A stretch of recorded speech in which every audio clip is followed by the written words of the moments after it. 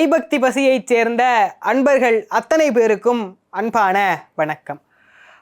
போற்றும் பராசக்தியினுடைய புகழை தொடர்ந்து நாம் சிந்தித்து கொண்டே வருகிறோம்.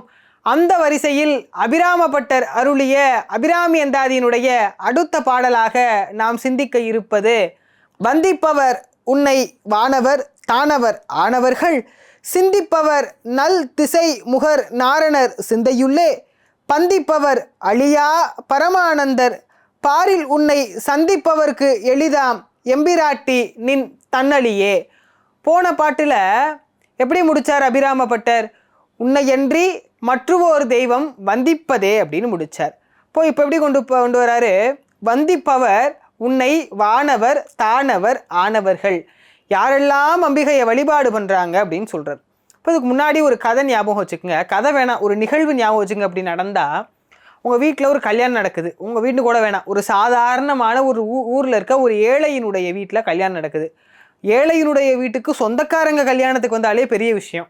இப்போது ஏழைகளினுடைய வீட்டு, அந்த ஏழை வீட்டுக்கு சொந்தக்காரங்க கல்யாணத்துக்கு வராங்க, அது ஆச்சரியம் கிடையாது.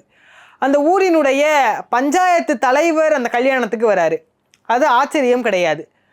அந்த மாவட்டத்தினுடைய ஆட்சியர் IAS அந்த ஏழை வீட்டினுடைய திருமணத்துக்கு வராரு, அதுவும் ஆச்சரியம், அது கொஞ்சம் ஆச்சரியம்தான். இப்போது அந்த தமிழ்நாட்டினுடைய முதல்வர் அந்த கல்யாணத்துக்கு போகிறாரு, அது ரொம்ப ஆச்சரியம்தான். கவர்னர் அந்த வீட்டு கல்யாணத்துக்கு போகிறாரு, எவ்வளவு ஆச்சரியமாக இருக்கும். இந்த ஒரு செய்தியை தான் அபிராமபட்டர் இந்த பாடலில் நமக்கு சொல்கிறார். யாரெல்லாம் அம்பிகையை வழிபாடு பண்ணுறாங்களாம்? வந்திப்பவர் உன்னை வானவர் தானவர் ஆனவர்கள். யாரெல்லாம் அம்பிகையை வழிபாடு பண்ணுறாங்களாம்? வானவர்கள். வானவர்கள்னால் யார்? வானத்தில் இருக்கின்ற தேவர்களைத்தான் வானவர்கள் அப்படின்னு நம்ம சொல்லுவோம். அம்பிகையை யார் வழிபாடு பண்ணுறாங்களாம்? வந்திப்பவர் உன்னை வானவர் தானவர் ஆனவர்கள். யாருங்க தானவர்கள் அப்படின்னு கேட்டால், கஷ்யப்பர் அப்படிங்கிற ஒரு முனிவருக்கு 13 மனைவிமார்கள் இருந்தார்கள். இப்போ அந்த 13 மனைவிமார்களில் ஒரு மனைவிக்கு பிறந்தவர்கள் தான் தேவர்கள். தனு அப்படிங்கிற ஒரு மனைவிக்கு பிறந்தவர்கள் தான் அரக்கர்கள். தேவர்களும் அசுரர்களும் அண்ணன் தம்பிகள் தான். அப்போது அந்த தனு அப்படிங்கிறவர்களுக்கு பிள்ளைகளாக பிறந்ததனால் அவர்களுக்கு தானவர்கள் அப்படின்னு அரக்கர்களுக்கு ஒரு பெயர் இருக்குது. அம்பிகையை யார் வழிபாடு பண்ணுறாங்களா? வந்திப்பவர் உன்னை வானவர் தானவர் ஆனவர்கள் அப்படின்னு ஒரு வார்த்தை சொல்கிறாரு. நிப்பாட்டுங்க, தேவர்கள் அம்பிகையை வழிபடுறது சரி, அரக்கர்கள் எதுக்கு அம்பிகையை வழிபாடு பண்ணுறாங்க? அம்பிகை அரக்கர்களெல்லாம் அழிக்கிறதுக்கு தானே அவதாரமே செய்தா அப்படின்னு கேட்டால், ஒரு வீட்டில் அண்ணன் தம்பி 2 பேர் இருக்கானுங்க. தம்பிக்காரன் என்ன பண்ணுறான்? அண்ணனை காரணமே இல்லாமல் ஒரு அடி அடிக்கிறான். இப்போ அம்மாவுக்கு என்ன பண்ணுவா? கோபத்தோட தம்பியை இழுத்து ஒரு அடி வைப்பான். அவன் அழுவான். இப்போது அம்மாவுக்கு தம்பி மேலே பாசமே இல்லைன்னு அர்த்தமா? இல்லைங்க, அண்ணன் அடிச்சிட்டான், அதனால சம்பந்தமே இல்லாமல் அண்ணன் அடிச்சிட்டானே, அதனால தம்பிக்கு கொஞ்சம் தண்டனை கொடுத்து திருத்தணுமேன்னு நினைக்கிறாளே தவிர அவனை அழிக்கணும் அப்படின்னு ஒரு தாய் நினைக்க மாட்டான்.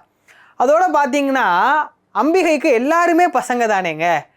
கொஞ்சம் அடித்து, அதாவது அம்பிகையினுடைய இறைவனுடைய கருணைக்கு 2 விதமான கருணை சொல்லுவாங்க. ஒன்று அறக்கருணை, இன்னொன்று மரக்கருணை.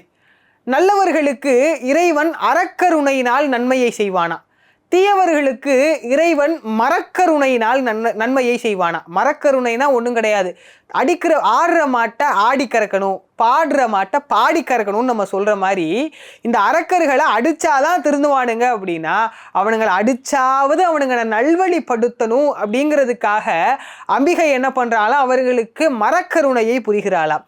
அதனால தான் அவர்களும் அம்பிகையை வழிபடுகிறார்கள்ங்கிறதுனால தான் வந்திப்பவர் உன்னை வானவர் தானவர் ஆனவர்கள்.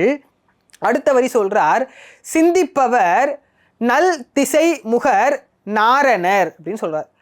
இப்போது ஒரு மண்டபம் எடுத்துக்கங்க. மண்டபத்தினுடைய மகாராணியாக அம்பிகை உட்கார்ந்துருக்கிறா. மண்டபத்துக்கு வெளியே, அதாவது வாசலுக்குள்ளுக்குள்ளே நின்று வானவர் தானவர் எல்லாம் தவம் செய்து கொண்டு அம்பிகையை நோக்கி பூஜித்தபடி வந்தித்து கொண்டு இருக்கிறார்கள். உள்ளுக்குள்ளே 2 பேர் மூலையில் உட்காந்துருக்காங்க. ஒருத்தர் அந்த மூலையில் உட்காந்துருக்கிறாரு, இன்னொருத்தர் இந்த மூலையில் உட்காந்துருக்காரு. என்ன பண்ணுறாரு? உட்காந்து 2 பேரும் சிந்திச்சுக்கிட்டு இருக்காங்க. என்னத்தை சிந்திச்சுக்கிட்டு இருக்காங்க? அம்பிகையை நோக்கி சிந்திச்சுக்கிட்டு இருக்காங்க. ஏன்னா அம்பிகைக்கு கீழே வேலை செய்கிறவங்க 2 பேரும். ஒருவர் யாரு? நாரணர், இன்னொருத்தர் நல் திசை முகர். யாரு? பிரம்மாவும் விஷ்ணுவும். ஒருத்தருக்கு காக்கணும், இன்னொருத்தருக்கு படைக்கணும். இந்த 2 வேலையும் யாரு பண்றா? அம்பிகை தான் செய்ய சொல்றா. இப்போ நம்ம இன்னைக்கு இத்தனை பேரை படைக்கணும், இன்னைக்கு இத்தனை பேரை காக்கணும், அம்பிகைகிட்ட இந்த ஒரு லிஸ்ட் எடுத்து கொடுக்கணும். நீங்க வேணா பாருங்களேன், ஆஃபீஸில் வேலை பார்த்துக்கிட்டு இருக்கையில் யோசிச்சுக்கிட்டு இருப்போம். ஒரு ஆஃபீஸரில் நம்ம டீம் லீடோட ஒரு மேனேஜரோட ஒரு மீட்டிங் இருந்துச்சு அப்படின்னு வச்சுக்கோங்க. அந்த மீட்டிங்கை பற்றியே நம்ம யோசிச்சுக்கிட்டு இருப்போம். ஒரு மீட்டிங்க்கு 1/2 மணி நேரத்துக்கு முன்னாடி இன்னைக்கு மீட்டிங்கில் என்ன பேசுறது, என்ன சொல்றது, அவர் சொன்னார்னா நம்ம எப்படி இந்த வேலையிலேருந்து தப்பிக்கிறது அப்படின்னு யோசிக்கிறது தான் அந்த சிந்திச்சுக்கிட்டே நம்ம உட்காந்துருப்போம். அதைத்தான் இங்க அபிராமப்பட்டர் சொல்றார், சிந்திப்பவர் நல் திசை முகர் நாரணர். நாராயணனும் நான்முகனாகிய பிரம்மாவும் அம்பிகை இன்னைக்கு என்னென்ன வேலை கொடுக்க போறான்னு சொல்லி சிந்திச்சுக்கிட்டு இருப்பாங்களாம். அதுக்கும் கொஞ்சம் உள்ள போனா பந்திப்பவர் அழியா பரமானந்தர் அப்படின்னு சொல்றார். தமிழ்ல பந்துதல் அப்படின்னா கட்டுதல் அப்படின்னு ஒரு பெயர் இருக்கு. ஒருத்தர் என்ன பண்றாரா, சிந்தையுள்ளே அங்க ஒருத்தவங்க சிந்திச்சுக்கிட்டு இருக்கும் போது ஒருத்தர் என்ன பண்றாரு, சிந்தையுள்ளே பந்திப்பவர் பழியா பரமானந்தர் அப்படின்னு சொல்றார். ஒருத்தர் என்ன பண்றாரா, மனசுக்குள்ள இறைவனை கட்டி போடுறாராம். கட்டி போட்டோன்னு அவரோடு இறைவன் வந்து உட்காந்துடுறாராம். யார் அந்த கட்டி போவர்? அழியா பரமானந்தர் அப்படின்னு சொல்றார். ஒருத்தரை கட்டுறேன் அப்படின்னா எனக்கு ஏதாச்சும் வேலை வேணும். இன்னொரு நுட்பத்தை இங்க சொல்றாரு. யார் அந்த பரமானந்தர்? சிவபெருமானத்தான் பரமானந்தர் அப்படின்னு நமக்கு அபிராமப்பட்டர் சொல்றார். இங்க ஒரு சூட்சமத்தை நம்ம ஞாபகம் வச்சுக்கணும். சிவபெருமான் எப்பவுமே தவம் செய்து கொண்டு இருப்பார் அப்படிங்கிற ஒரு விஷயத்த நமக்கு தெரியும். தட்சிணாமூர்த்தியாக இருக்கும்போது சுவாமி என்ன பண்ணுவார், இப்படி ஆணவம், கண்மம், மாயை என்ற 3 மலங்களையும் அடக்கி விட்டு பதி பசுவோடு சேர்ந்து நாம் இறைவனை அடைய வேண்டும் என்ற உள்நோக்கத்தை சொல்லி தியானத்தில் அமர்ந்திருப்பார் அப்படிங்கிற ஒரு விஷயத்த தட்சிணாமூர்த்தி கோலத்துல நம்ம பார்க்கிறோம். அப்போ அந்த தட்சிணாமூர்த்தி கோலத்துல இருக்கும்போது சுவாமி தவம் பண்ணுவார். யாரை நோக்கி தவம் பண்றார்? தெரியவே தெரியாது இல்ல. இங்க தான் அபிராமப்பட்டர் சொல்றார், சிந்தையுள்ளே பந்திப்பவர் அழியா பரமானந்தர். சிவபெருமான் எப்பொழுதுமே அம்பிகையை நோக்கி தியானித்து கொண்டே இருப்பாருங்கிறதான் பந்திப்பவர். அவர் சாதாரண ஆள் கிடையாது, அவர் எந்த தேவையும் கிடையாது, உலக நன்மை வேண்டி அவர் அம்பிகையை தவம் பண்ணுவாருங்கிறதா அழியா பரமானந்தர். ஏன்னா பிரம்மாவா இருக்கட்டும், விஷ்ணுவா இருக்கட்டும், வானவர் தானவர்களா இருக்கட்டும், பிரளய காலத்துல அத்தனை பேரும் ஒடுங்கி போய் விடுவார்கள். யாரு? அம்பிகைக்குள்ள ஒடுங்கி போய் விடுவார்கள். ஆனா அம்பிகையும் சிவனும் அர்த்தநாரியாக ஒரே ஆளா இருக்கிறதுனால இவருக்கு அழிவு கிடையாது. அப்ப அவருக்கு எந்த தேவையும் கிடையாது அம்பிகையை வழிபடணுங்கிறதுனால. ஏன்னா சுவாமி அம்பிகையோடு இணைந்தே இருக்கக்கூடியவர், அவரையும் அம்பிகையை வழிபடணும் அப்படின்னு கேட்டா இந்த உலக மக்கள் எல்லாம் நல்லா இருக்கணும் அப்படிங்கிறதுக்கு வாண்டி சுவாமி அம்பிகையை தன் மனதிற்குள் தியானம் பண்ணி கட்டி வைத்திருக்கிறார். அப்படிங்கிறதுனாலதான் அம்பிகை சுலபமாக சுவாமியினுடைய இதயத்துக்குள் அகப்பட்டு விட்டாலாம். அதான் சிந்திப்பவர் நல் திசை முகர் நாரணர் சொல்லிட்டு இங்க சொல்றாரு, பந்திப்பவர் அழியா பரமானந்தர்னு அடுத்த வரியில சொல்றார். கடைசியில என்ன சொல்றாரு பாருங்க, பாரில் உன்னை சந்திப்பவர்க்கு எளிதாம் எம்பிராட்டி நின் தன் அழியே அப்படின்னு சொல்றார். இத்தனை பேர் உன்னை சந்திக்கிறோம் அப்படின்னா, உன்னை கும்பிடணும் அப்படின்னா எல்லாருமே தவம் பண்றாங்க. அப்போ நீ உன்னை பார்க்கறதே ரொம்ப கடினமா அப்படின்னு கேட்டா அம்பிகை எப்படிப்பட்டவளா, பாரில், அதாவது இந்த உலகத்துல யாராச்சும் அவளை பார்க்கணும்னா இவ்வளவு தவம்லாம் பண்ண தேவை கிடையாதான். அவ அருள் இருந்தா போதுமா, தானா அவளை பார்த்துடலாமா. அதுதான் இந்த உலகத்திற்கு இருக்கின்ற, இந்த மானிட பிறவிக்கு இருக்கின்ற மிகப்பெரிய நன்மையாக இருக்கிறது.